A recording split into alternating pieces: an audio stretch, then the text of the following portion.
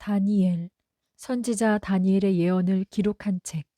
기록자, 다니엘은 7장 15절에서 10장 12절에서 여러 번 자신을 1인칭으로 표현하고 있다. 그는 BC 605년 10대의 나이에 바벨론으로 잡혀갔으며 그곳에서 60년 이상을 살았다. 그는 예루살렘의 상류층 가문 출신으로 추정된다. 왕궁 자손들이 바벨론으로 잡혀갈 것이라는 예언은 히스기야 왕에게 이사야가 한 내용이다. 다니엘은 느부갓네살 왕의 궁궐에서 훈련생으로 시작하여 이후에는 이방 왕들의 조언자가 되었다. 선지자로서 그의 중요성은 예수님에 의해 마태복음 24장 15절에서 확증되었다. 다니엘의 이름은 하나님은 나의 심판이시다는 뜻이다. 다니엘의 하나님을 향한 강인한 충성심과 헌신은 그 자신의 삶을 통해 온전히 입증되었다. 연대, 예루살렘이 포위되고 포로 신세가 되어 바벨론으로 끌려온 이들은 용기와 기술과 학문을 배운 다수의 남자들로 전쟁 초기 예루살렘 출신들이 대부분이다. 일반적으로 다니엘이 사로잡혀간 시기는 BC 605년경이다. 다니엘의 예언은 그가 살아온 삶 전반에 걸쳐져 있다.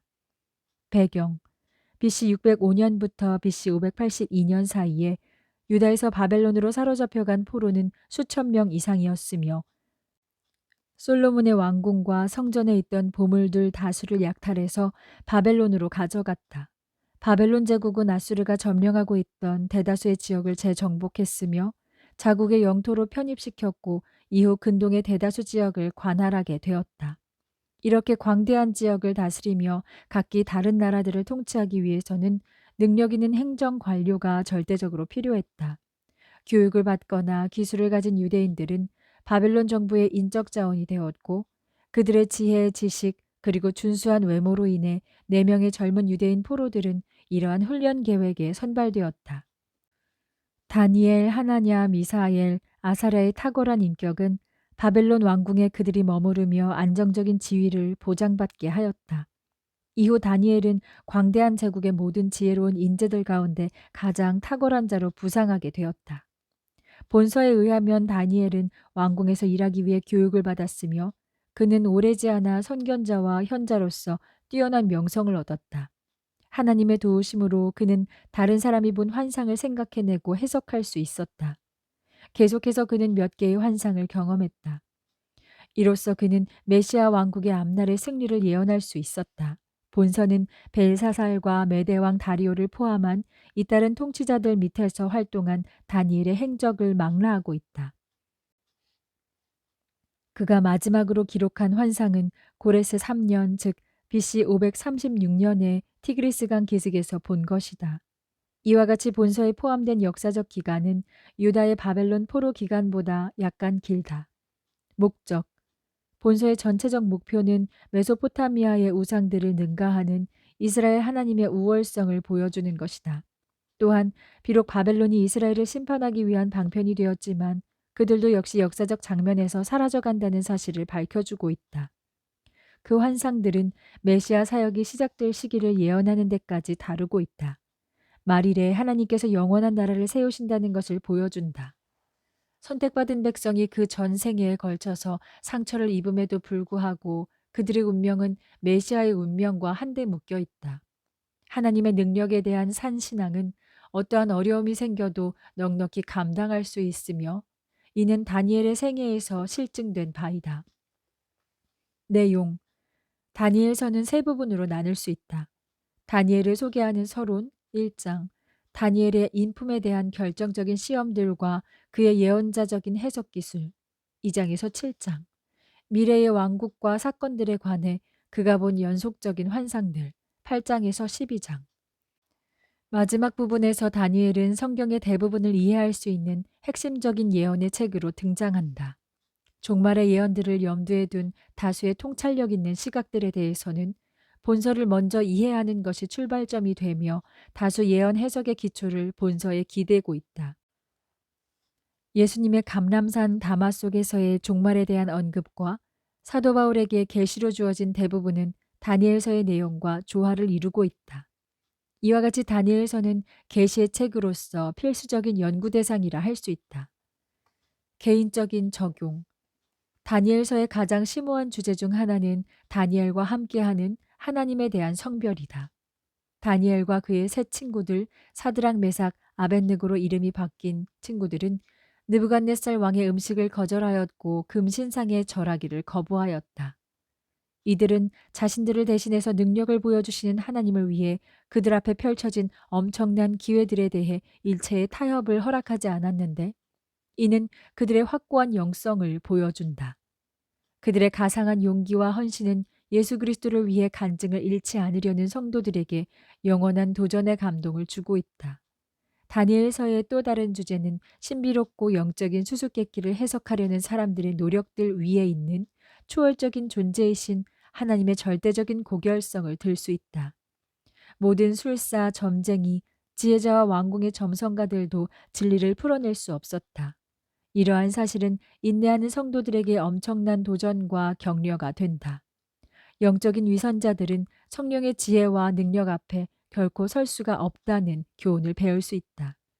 다니엘서의 예언적인 단락은 하나님의 초자연적 능력을 상기시켜주는 역할을 할 뿐 아니라 수백 년이나 앞선 인류의 주요한 사건들을 하나님이 예견하시는 것을 보여준다. 또한 하나님은 구체적인 시간들과 공간을 주권적으로 안전하게 그분의 계획 아래 통치하고 계시다는 사실을 우리에게 알려준다. 예언의 열쇠. 다수의 해석자들은 다니엘서 9장이 핵심적인 예언을 담고 있다는 데 모두 동의한다. 이 구절은 다니엘의 70일에로 알려져 있다. 다니엘이 언급한 이래를 이해하는 것은 이후 종말에 일어날 예언적 사건들 전체를 해석하는 데 핵심적인 요소로 작용한다. 다니엘이 얼마나 오랫동안 바벨론의 포로 생활이 지속될지 알기 위해 하나님께 간구했을 때 하나님은 그에게 포로기가 70년 동안 지속될 것이고 예레미야가 행했던 원래의 예언은 70일에 또는 490년까지 확장될 것이라 보여주셨다. 실상 이 계시는 도시 예루살렘이 중수되리라는 아닥사스다 왕의 칙령이 내려졌던 시기부터 대환란의 시기까지 예루살렘과 유대인들의 전 역사에 걸쳐져 있는 내용이다. 다니엘의 70일에는 세 시기로 구분된다. 7일에 62일에 그리고 1일에 각각의 일에는 7년을 의미한다. 아닥사스다 왕의 칙령이 내려진 때는 BC 446에서 445년이었다. 처음에 두 시기를 합치면 69일에 또는 480년이다.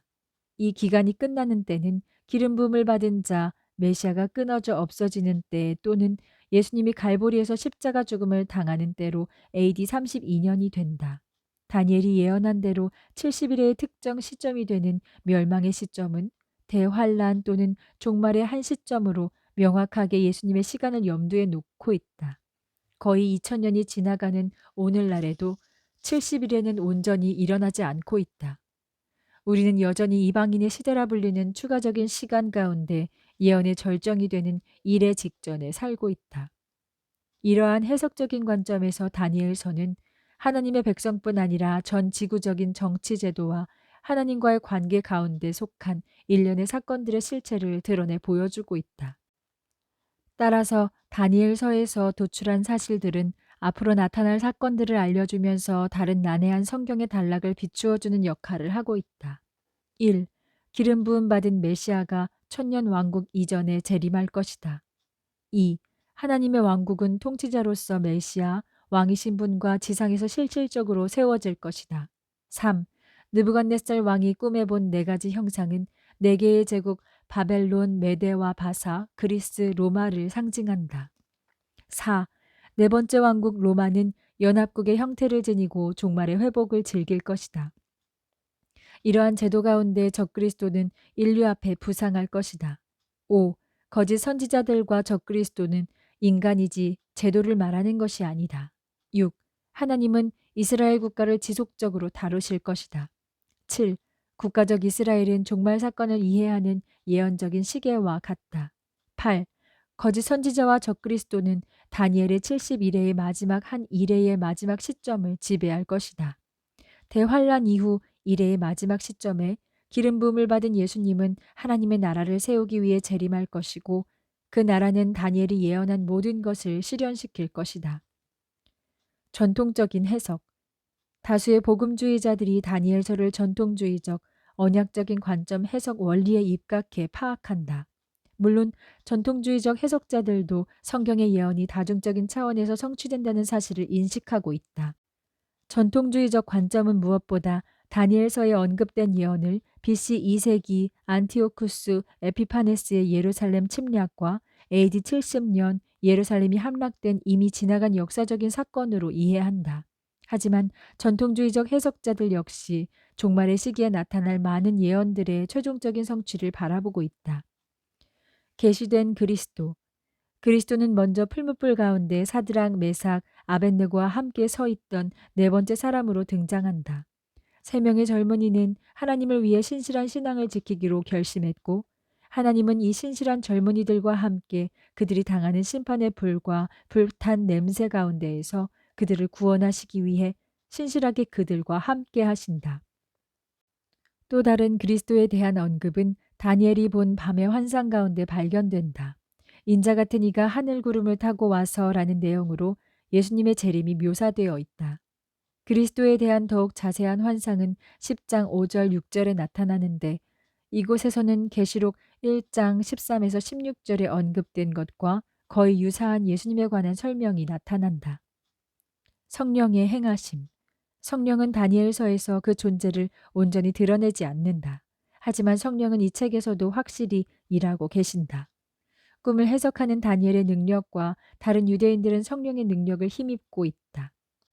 제한된 지역과 더불어 미래에 적용되는 장차 나타날 예언들은 다니엘의 통찰력이 성령에 의해 초자연적으로 주어졌음을 알려주고 있다.